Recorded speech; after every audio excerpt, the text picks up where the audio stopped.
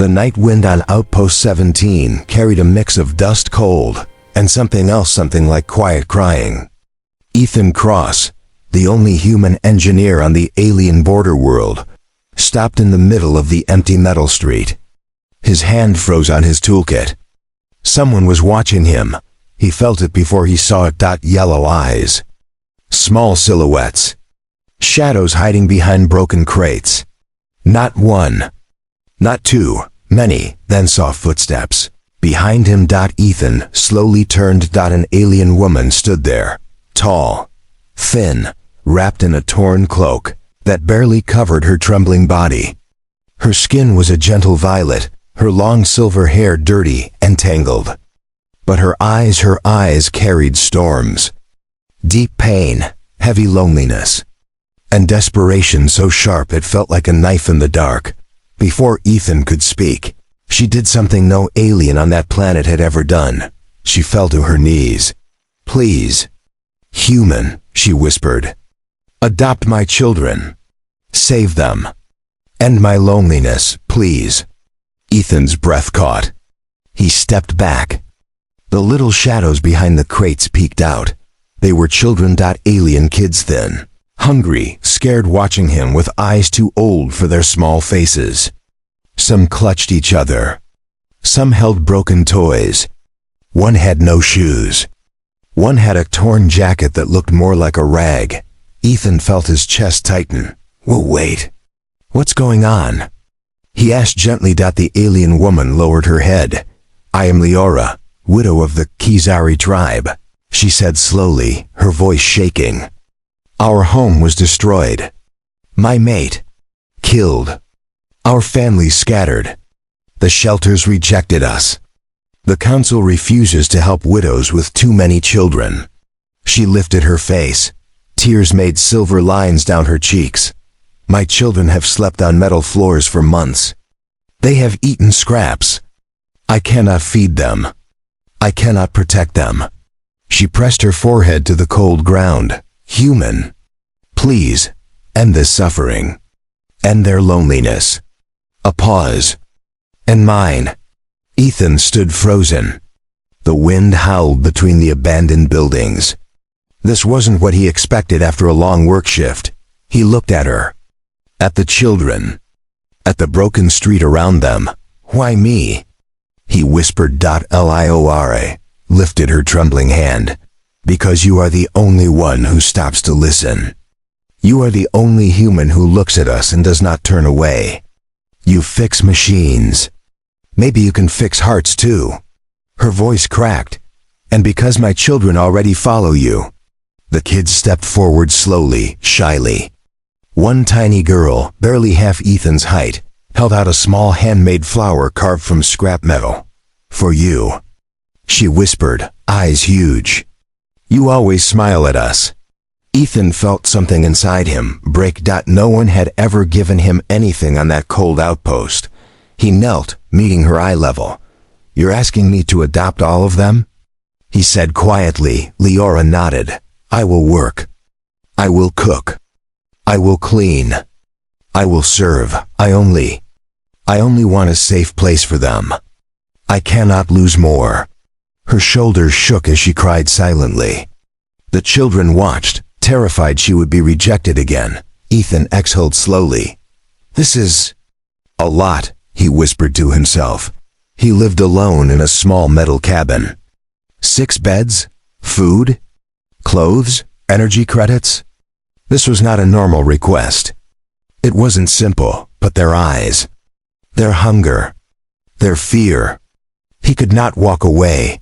He wiped the small girl's tears, then stood and faced Leora. "Get up," he said softly. She didn't move. "Leora, please, get up." Slowly she raised her head. Her violet eyes were full of pain and a tiny spark of hope. Ethan reached out his hand to her.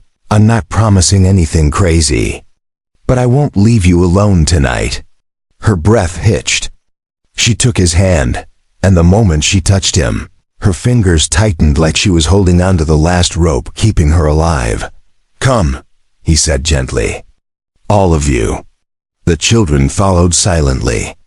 Leora walked beside Ethan, still trembling, when they reached Ethan's cabin. He opened the door. Light spilled out. Warmth. The smell of real food. Children froze like they had reached heaven. Leora covered her mouth. With shaking hands. They haven't been indoors in months, she whispered. Ethan swallowed hard. Come in, he said. The kids rushed inside. They touched everything, the walls, the wooden chairs, the blankets, like it was all magic. Leora stood at the door, afraid to enter. Are you sure? She asked softly. I don't want to be a burden. Ethan stepped closer. You're not a burden, he said. You're a family that needs help. She took a deep breath and stepped inside. For the first time in a long time, she felt safe. The hook tightened. Something is wrong when Ethan cooked food. The kids watched with glowing eyes. They sat in a circle, waiting quietly, as if afraid the food might disappear. But Leora stood apart, silent, still, eyes distant. Ethan finally asked, What's wrong? She looked at him with a heavy heart. You were kind today, she whispered. But kindness brings danger. How? She hesitated. There are hunters. Ethan's spine stiffened. What kind of hunters? Bounty hunters, she whispered. Widows with many children are profitable. They steal our kids. Sell them, use them. They want mine. Ethan's blood ran cold, and they know we are here. That moment, the lights in his cabin flickered. The children gasped. Leora grabbed them instantly, pulling them close. Her eyes turned sharp, protective, almost wild. Ethan stepped to the window, outside. Shadows moved, figures, armed, slowly surrounding the cabin. Leora, Ethan whispered. Did they follow you? She nodded, tears forming again. They never stop. Ethan grabbed his old military tool rifle. Get the kids behind the table. Stay low. Leora obeyed, pulling the children close. Her hands shook as she whispered comforting words in their alien language. Ethan stood by the door. Heart pounding. Then dash bang. The first hunter kicked the door. Ethan braced against it. A deep metallic voice growled from outside. Human. Give us the widow and the children. You have no right to protect alien property. Ethan clenched his jaw. They're not property, he growled back. Another bang. The door shook. Leora covered the children, shielding them with her body. Please, she whispered through tears. Do not give us to them. They took my sister. They took her children. We never saw them again. Ethan breathed hard.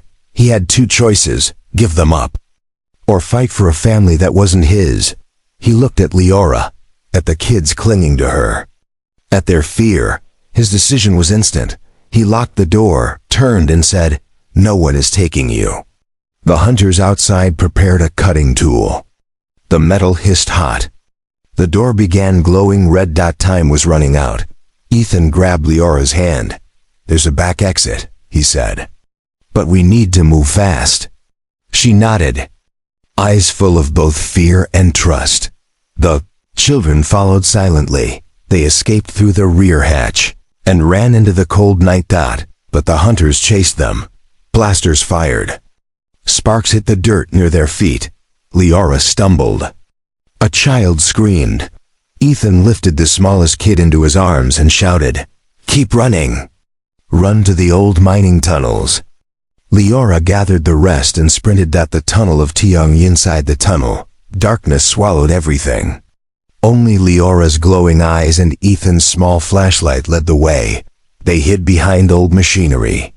The hunters' footsteps echoed behind them. Leora whispered, This is my fault. I brought danger to your life. Ethan turned to her. No, you brought meaning. She froze. What? I've lived alone on this world for years, Ethan said. Fixing machines. Eating alone. Sleeping alone. No one waiting for me. No one needing me.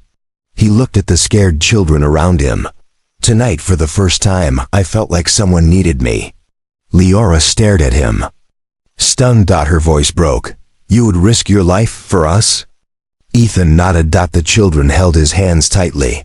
The footsteps got closer. Hunters. Entering the tunnel. Ethan raised his tool rifle. Stay behind me. The first hunter entered. Ethan fired a blast that echoed across the metal walls. The hunters scattered. A long fight followed. Echoes, shouts, flashes of light.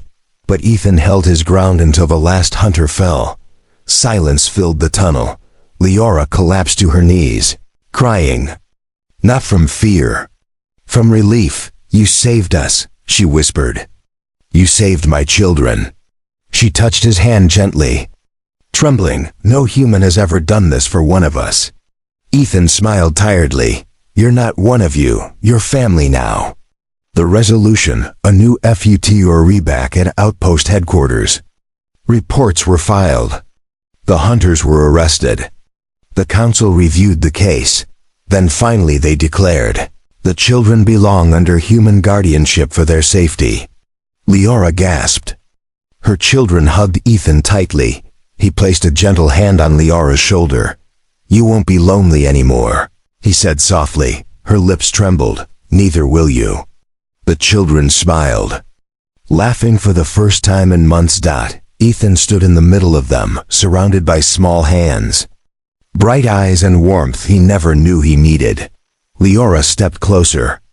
Her voice soft as wind. We were homeless, she whispered. Now, we are home. Ethan felt his heart finally rest. And for the first time in years, he wasn't alone.